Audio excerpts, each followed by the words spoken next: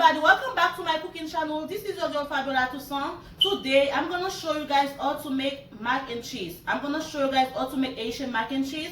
They call it in French and Creole macaroniaugratin, and I'm gonna show you guys how to make it. If you're new to my channel, please don't forget to subscribe. And to the whole video, you guys might hear me speak Creole and English because I have other subscribers in Haiti. When I make it, I don't like to do 2 videos. I only make 1 video, and I want them to be able to understand what I say. Bonjour, bonsoir. Non pas c'est Fabiola Toussaint. Sous nous sur channel là, pas oublier pour bon ensemble avec moi. Jodi, on va faire un bagage qui vraiment connaît Haïti, on va connaître comment nous faire déjà. But pour nous qui pas connaît, on va montrer comment nous faire macaroni au gratin. Please, restez branchés ensemble avec moi. Et excusez-moi si ma parle anglais, on ne pas comprendre pour nous qui Haïti, qui n'a pas comprendre. But restez branchés ensemble avec moi parce que m'a fait pour nous qui Haïti, m'a fait pour nous qui en Amérique. S'il vous plaît, restez branchés ensemble avec tout bagage pas besoin. Et on va aller ensemble avec nos petits restez branchés ensemble avec. Merci beaucoup. Alright guys, that's everything we're gonna do. We're gonna need to make the macaroni au gratin. C'est tout ça on a besoin. We have the macaroni and the besoin macaroni. I have ground beef, viande moulin, but if you guys want, you guys can make it with any meat, chicken, ham, any type of meat you guys have, you can make it with it. But me, I'm gonna make it with ground beef. Je vais le faire avec viande moulin, but si nous avons le viande, poule, turkey, qui n'est pas bien, nous allons craser, nous mettre là-dedans.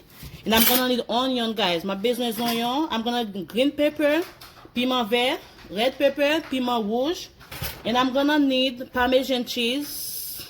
Na besoin ça m'pa connait si vous gagne en Haïti, pour mon qui ici na besoin en Parmesan cheese. And I have all those type of cheese. I'm gonna use 2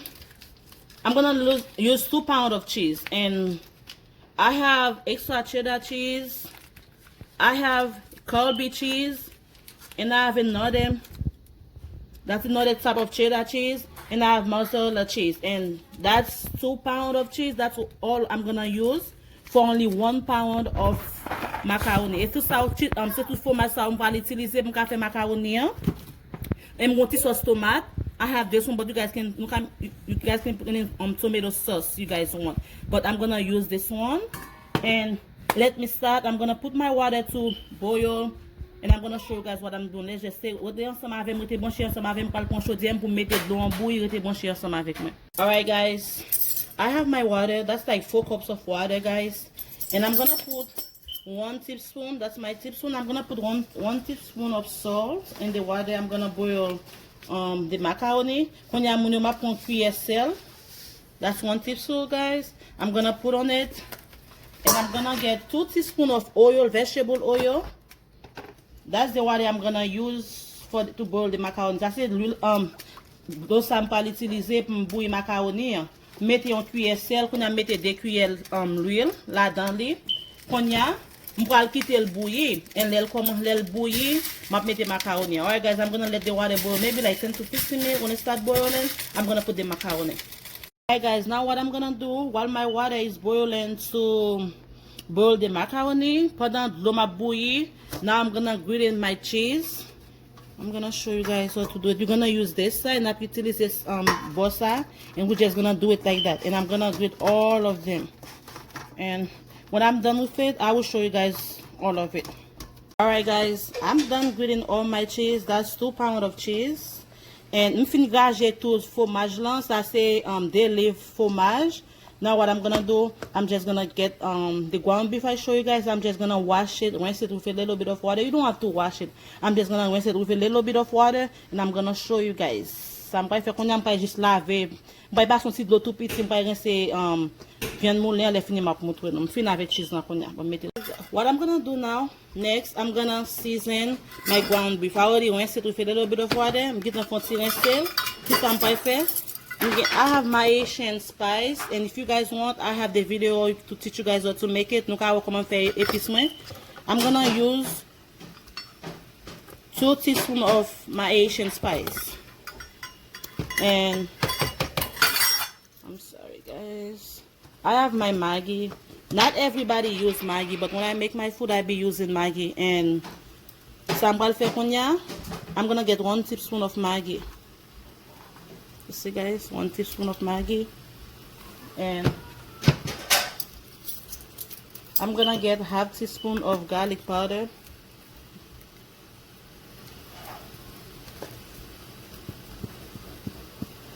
Okay, that's half teaspoon of garlic powder. Ma prend morceau, demi-cuillère l'ail. And what I'm gonna do, I have my Creole season, guys. It's right there. I'm Creole season. I'm gonna put half teaspoon of the Creole season. You don't have to put that much. And I'm just gonna put it. Now what I'm gonna do, I'm gonna use my hand, guys. My hand is clean. And I'm just gonna mix it up. Ça m'a fait qu'on a ma brasser épice là dans viande là et c'est viande ça me l'utiliser pour me faire macaroni. I'm just à brasser li. I'm brasser. Okay, guys. You don't have to put salt. There's too much salt, and I already put a little bit salt in the water I was boiling the macaroni.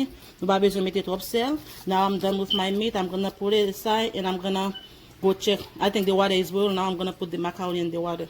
All right, guys. I just put my macaroni, and I'm gonna let the macaroni boil for like 10 minutes, not more than 10 minutes, and you can check it because you don't want the macaroni to boil too much.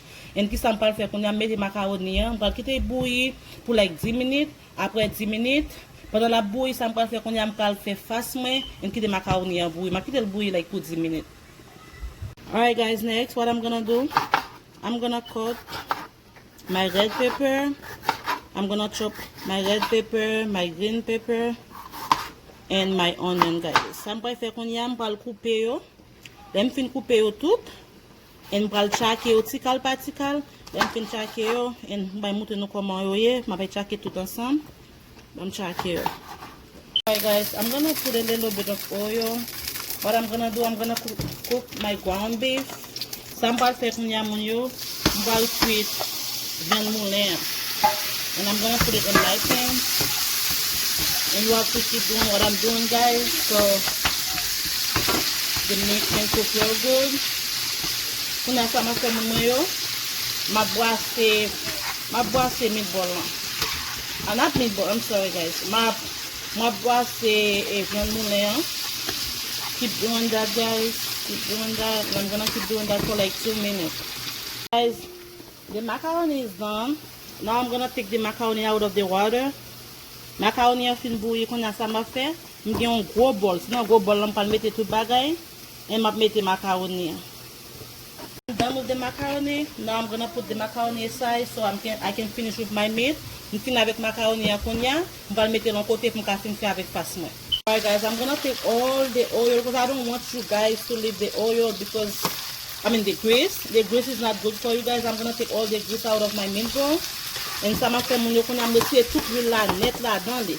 And this I'm gonna leave it like for like another 3 minutes. And I'm gonna put some tomato sauce and I'll show you guys. I'm gonna put a little bit of my tomato sauce. You guys know how to put that much. And you guys can put any type of tomato sauce you guys have.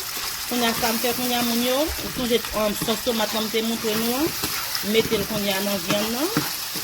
And ma boisse viande déjà bon qu'on a qui ça me parle faire. What I'm gonna do, guys, now I'm gonna make my cheese sauce because I don't wanna put the meat and the cheese in the same sauce. I'm gonna mix all of them together when I'm done in the big bowl. I already put the pasta and puis them boissel. Li bon qu'on a bon goûter. Oh my god, it's real good, guys. Real good. Now I'm gonna make the cheese sauce. And I'm gonna show you guys. My pan is hot now. What I'm gonna do, I'm gonna put half of the butter cube. Ça m'a fait qu'on a mettre un petit beurre. And I'm gonna put my onion, red pepper, and I'm just gonna stir them. Ça me fait qu'on y a mettre piment oignon, mettez un petit l'ail pilé avec beurre ensemble. Qu'on y a ma boisselle, et pendant ma boisselle, quitter, j'ai une boîte d'avon, canned milk, carnation milk, and I'm just gonna add it to my onion.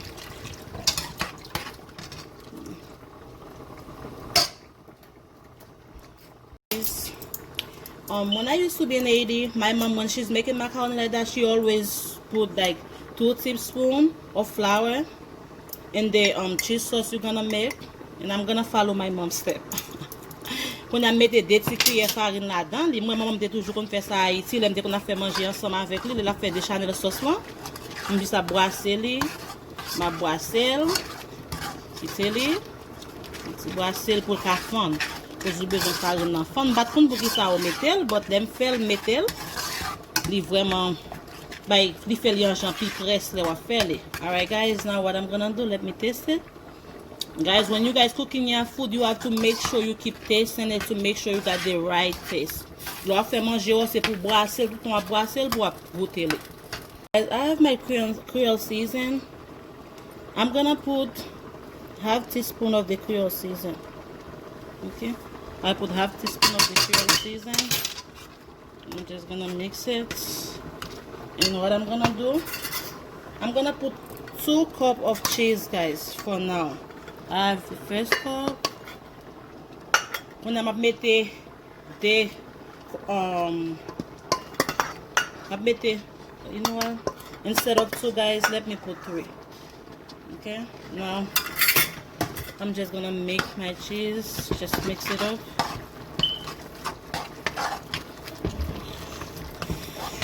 It's so cheesy. Taste it. We're just gonna mix it up, guys. It's pretty much done. You don't have. Yeah, it's so cheesy. Now what I'm gonna do, I'm gonna mix everything up in the bowl. I'm gonna show you guys. I have my ground beef. I'm gonna put it in my bowl. I'm gonna put like 3 big spoons, and I'm just gonna mix it up. I'm just gonna mix it.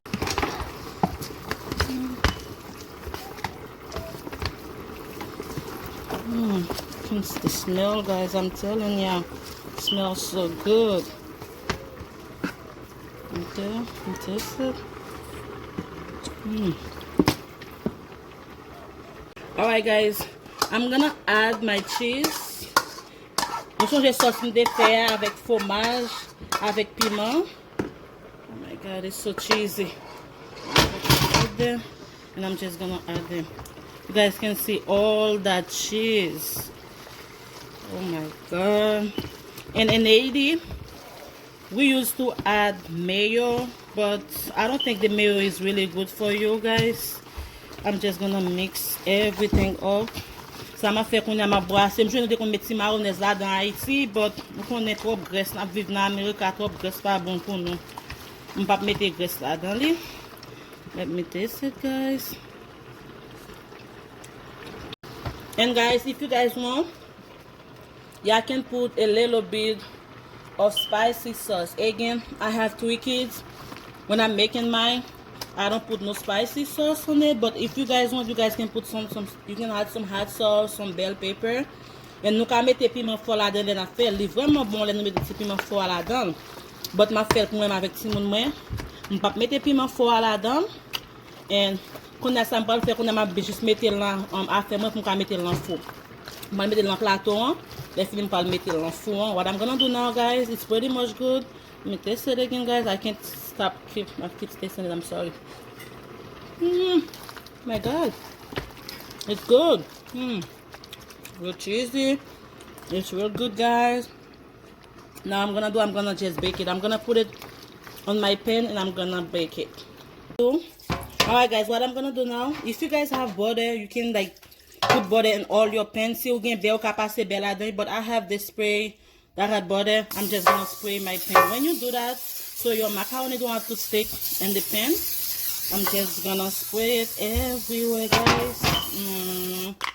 And I'm gonna put my oven on 400. You can put it on 350. I mean, on 350, but I'm gonna put it on 400. Now, what I'm gonna do, I'm gonna add my macaroni on the pan. My God. Whoa. Just gonna add it. Let me put this back. Just gonna do that, guys. Ça va faire qu'on y a me fait mettre. Alright, what I'm gonna do, guys, I'm gonna put some cheese on top of the macaroni, but I'm not gonna do it now. I'm gonna leave the macaroni on 400 to bake for 20 to 25 minutes. And after 25 minutes, guys, I'm gonna take the macaroni under the oven, and I'm gonna put the cheese on top of it because I don't want my cheese to get burned. I want this to stay for a little bit, and I'm gonna put the cheese. Ça me fait qu'on y a mon moyen. Je finis avec lui, je vais mettre les en bas four pour 4 sous 400, je vais faire 20 pour 25 minutes. Je vais quitter en bas four comme ça. Après ça, je change cheese intégragé, je prends cheese là, je mets sous lit puis qu'à fond l'autre 10 minutes, les fini là bon. All right, thank you. All right, guys. The macaroni has been baking for 25 minutes on 400. Now what I'm gonna do, I'm gonna get my cheese and I'm gonna put all over the macaroni. I'm gonna let it bake for another 20 minutes and it will be good. Ça me fait qu'on y a mon macaroni qui a bake déjà dans 400 pour 25 minutes. Qu'on y a qui ça me peut le faire. M'a toujours quitter le sous 400. Je vais prendre un fromage là, je vais prendre cheese là, je vais le mettre sous lui. Les fini je vais quitter le bake encore pour like 20 minutes, pour 20 minutes. Après 20 minutes, ma retirer. Ça m'a fait qu'on y a. I have 1 cup of cheese. Alright guys, I have 1 cup of cheese. Now what I'm gonna do, I'm gonna put the cheese all over my macaroni. I put it on my hand for you guys. Make sure you put it everywhere. Okay, I'm gonna put a little bit more. Yeah. Instead of 1 cup, it's like 1.5 cup, guys. Okay. I'm just gonna put it everywhere. And I have my Parmesan cheese. I'm gonna put, let's say half cup of Parmesan cheese. I have it like half cup. Donc I will mettre mon cheese encore. Je vais mettre demi dans cup là, je vais mettre là dans lui et mettre le comme ça. Et now qu'est-ce que je vais faire? I'm gonna bake it, guys, for another 20 minutes. After 20 minutes, I'm gonna take it out of the oven. I'll show you guys. Ça me fait qu'on aime pas quitter les en bas du feu encore dans four pour 20 minutes. Pour cheese the cheese can be melted. And after that, I'll show you guys how it look like. Hey guys, after I bake the macaroni for another 20 minutes on 400, now it's done. I bake it an additional of like 45 minutes and I'm done with it. You guys can see how cheesy it looks, so good. And I'm gonna cut it, guys, and I'm gonna put it on a plate. I'm gonna show you guys how it look on the plate. And when you guys just take it out of the oven, don't put it on the plate right away. Just let it cool down, maybe like for 5 minutes before you guys put it on the plate. Alright, when you're finished, après mettez macaroni fin dans four pour on l'autre 20 minutes de nous d'abord mettez me finir ensemble avec c'est comme ça lié, li vraiment belle et li vraiment goût. Ça me va le faire qu'on y a me mettre dans assiette. On va mettre dans assiette là me monter nous comment lié. Et songez, nous faisons ces macaroni dans four, pas qu'on mettre dans assiette qu'on y a. Faire rester là pour 5 minutes avant pour nous mettre dans assiette dans barème. Pas mettre dans assiette là fin monter nous comment lié. Alright guys, I'm done. Let me show you guys the macaroni. It looks so good, so cheesy. Now what I'm gonna do, guys, I'm gonna take the first bite with you guys so we can taste it to see how it tastes. Let me taste it.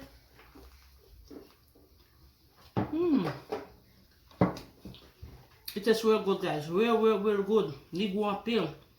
Il n'y a pas forcément différent, mais il est vraiment bon. Si vous regardez la chaîne là pour la première fois, pas oublier pour nous abonner ensemble avec moi. It's vraiment good, guys. The cheese, but everything, it is so good. You guys gonna like the result. And please don't forget to subscribe, to share, to like. Pas oublier pour nous abonner ensemble avec moi et pour nous partager les. Et si nous besoin de notre vidéo tout, nous pouvons toujours commenter pour nous dire si nous avons pour notre bagage next pour nous. Merci en pile. Thank you so much. Thank you again for watching. See you guys in my next video. God bless you all. Thank you guys.